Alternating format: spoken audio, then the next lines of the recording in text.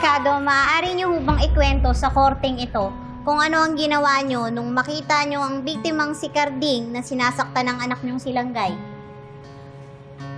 Sinundan ko siya para pigilan. Pero sinaktan niya ako. Di ko sinasadyang naitulog siya sa may timbangan.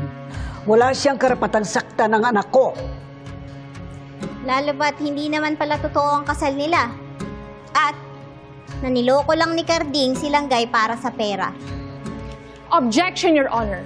Relevance and prejudicial. This has nothing to do with our case, which is murder, Your Honor. Attorney Matias, focus on the case. Focus!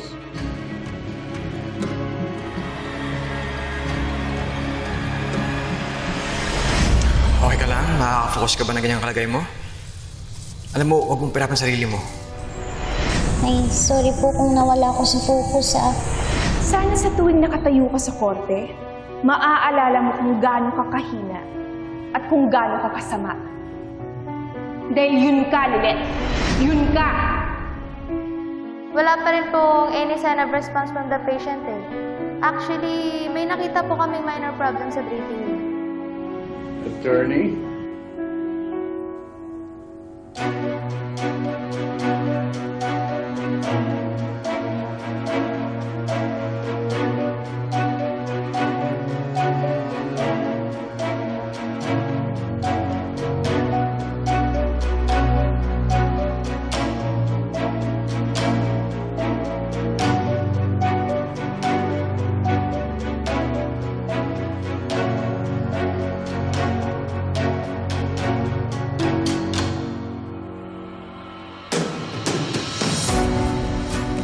Attorney Matias.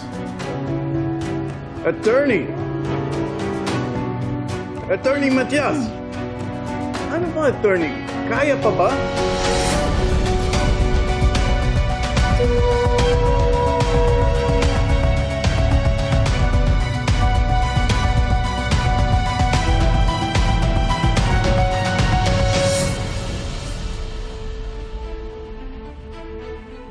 Ira, ano ba?